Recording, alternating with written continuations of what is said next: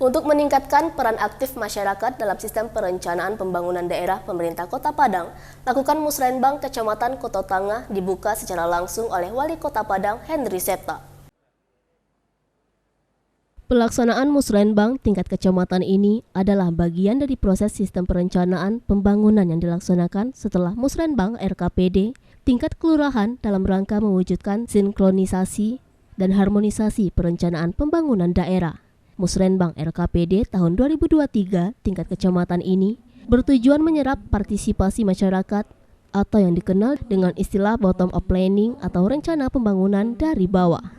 Pada tahun ini telah wajib menggunakan aplikasi yaitu Sistem Informasi Pemerintah Daerah SIPD, di mana yang menurut Permendagri nomor 70 tahun 2019, aplikasi ini wajib dipakai oleh seluruh daerah di Indonesia, mulai dari proses perencanaan di tingkat paling bawah, proses penganggaran, proses penatausahaan keuangan, sampai kepada proses pelaporan.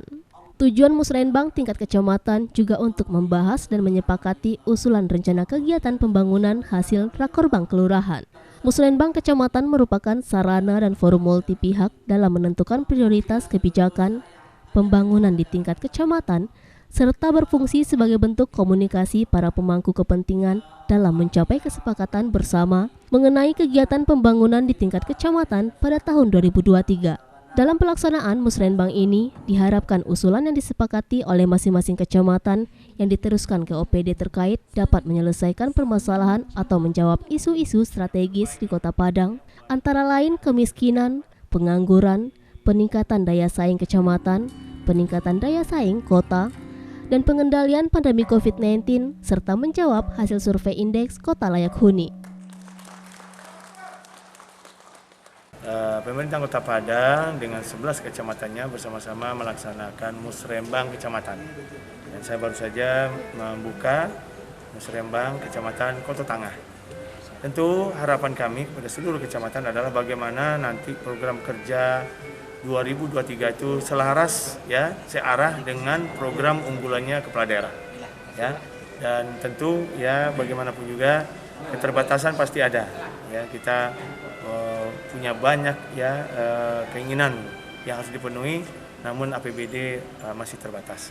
Nah, untuk itu kita rangkul ya berbagai pihak, baik itu akademisi seperti universitas, baik itu BUMN, BUMD dan juga perusahaan-perusahaan swasta ya untuk bisa membackup program-program pemerintah ini melalui CSR-nya. Kalau secara program sama, setiap tahun kan kita programnya sama.